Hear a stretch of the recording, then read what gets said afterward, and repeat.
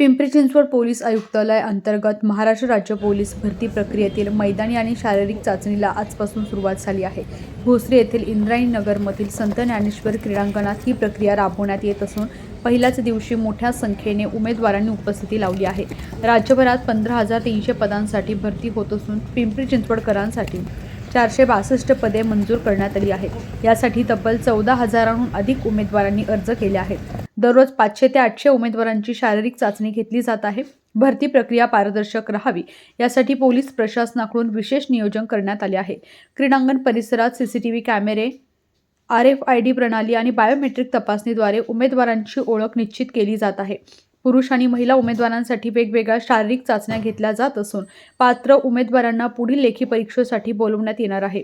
या भरती प्रक्रियेमुळे पोलीस दलात नव्या दमाचे सक्षम आणि प्रशिक्षित जवान दाखल होणार असून यामुळे शहरातील कायदा आणि सुव्यवस्था अधिक मजबूत होण्यास मदत होणार आहे।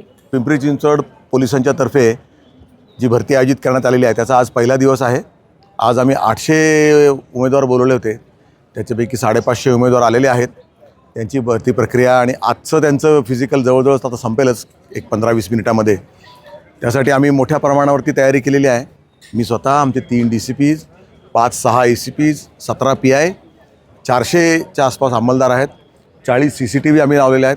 साध्या वेशामध्ये CIDचे आणि क्राईम ब्रांचचे, अँटी करप्शन ब्युरोचे लोक आहेत, सगळ्यांवरती वॉच ठेवत आहेत।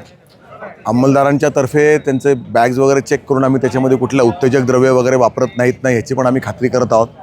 CCTV कॅमेरामार्फतीने लक्ष ठेवल्यामुळे जास्तीत जास्त पारदर्शक ही भरती होईल अशी आम्हाला खात्री आहे।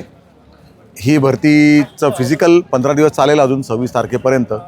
त्यानंतर हा रिझल्ट डिक्लेअर झाला की लेखी होईल आणि मग शेवटचा फायनल रिझल्ट आम्ही डिक्लेअर। बाहेर त्यांची आत आल्यानंतर वॉशरूमची व्यवस्था केलेली। आत 3 वॉशरूम आहेत। पाण्याची सर्व ठिकाणी व्यवस्था आपण बघताय, ते पण फिल्टर्ड पाणी आहे, साधं पाणी नाही कुठल्या तरी टाकीला किंवा नळाचं लावलेलं। राहायची व्यवस्था केलेली आहे। राहायच्या व्यवस्थेमध्ये आम्ही वेबसाईटवरती ते अनाऊन्स केलेलं आहे। राहायच्या व्यवस्थेच्या ठिकाणी एक पोलीस इन्स्पेक्टर आम्ही अपॉइंट केला आहे।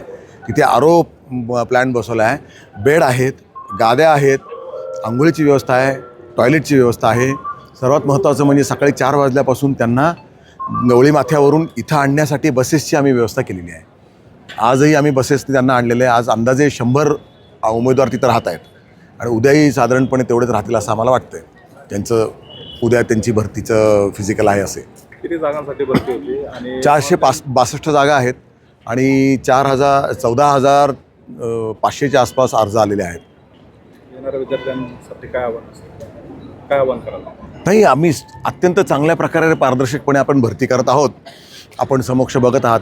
आम्ही त्यांना आवाहन करतो की त्यांनी या भरतीमध्ये स्वतःसुद्धा कुठल्या प्रकारचं काहीही चोरीचपाटी किंवा इतर मार्गांचा अवलंब न करता भरतीत सामील व्हावं, या फिजिकली भरतीमध्ये सामील व्हावं आणि जे शक्य होतील, पास होऊ शकतील, ते पास झाले तर त्यांना आमच्या शुभेच्छा आहेत आणि जे होऊ शकले नाहीत त्यांनी पुढच्या वेळेस परत नव्या दमाने भरतीमध्ये सामील व्हावं।